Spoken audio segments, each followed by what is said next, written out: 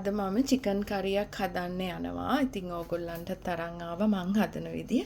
ඒකට රතු ලුණු තියෙනවා, කරපිංචා රම්පේ, සුදු ලුණු ඉඟුරු තලාගෙන කුරුඳු කෑල්ලක්, බැදපු 3-5 කුඩු, බැදපු මිරිස් කුඩු, උළුහාල්, පොල් තෙල්.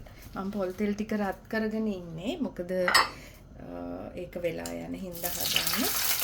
මම පොල් තෙල් ටික රත් වෙනකොට මම මගේ මේ කපාගත්ත ලුණු ටික දාගත්තා. පොඩ්ඩක් අඩු කරා.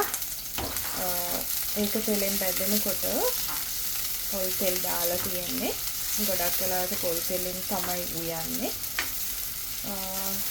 ඒක බැදගෙන එනකොට මම ඒකට දානවා තලාගත්ත සුදු ලුණු ඉඟුරු.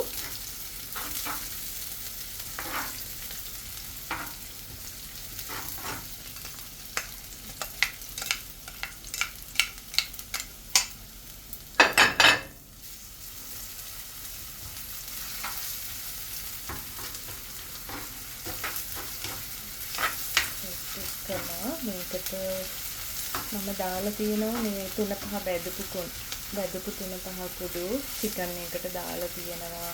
බැදපු මිරිස් කුඩු පොඩ්ඩක් දාලා, ගම්මිරිස් කුඩු පොඩ්ඩක් දාලා ඒක මම අනලා ටිකක් වෙලා තියාගත්තා. දැන් මම මේක බැදීගෙන එනකොට හරි සුවඳක් එනවා. දැන් මම මේකට උළුහාල් ටිකක් දානවා. මම ගොඩක් වෙලාවට හැම දෙයකටම උළුහාල් දානවා. ඊපස්සේ අමු මිරිස් ටිකක් දානවා. අමු මිරිසුයි අර කොළ පාට තියෙනවා මේ මාළු මිරිස් වගේ එකක්. මම ඒක පාවිච්චි කරනවා. ගොඩක් වෙලාවට රතු එක කොළ පාට එක. ඉතින් එක අය එක විදිහට චිකන් කරි හදනවා.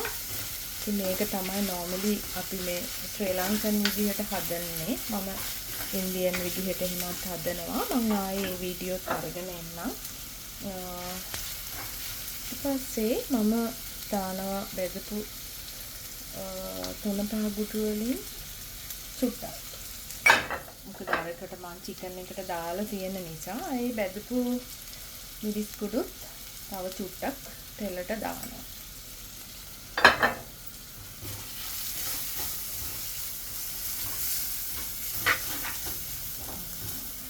ඉතින් සම්පූර්ණ පිංචා ටිකක් මේ වෙනකොට දානවා.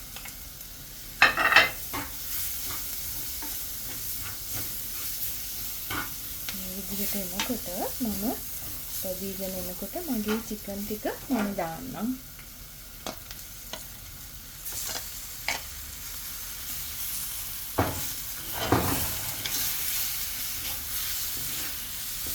දැන් අපි මේක මේ විදිහට වතුර නොදා චිකන් එකේ වතුරෙන්ම තැම්බෙන්න තියන්න ඕන.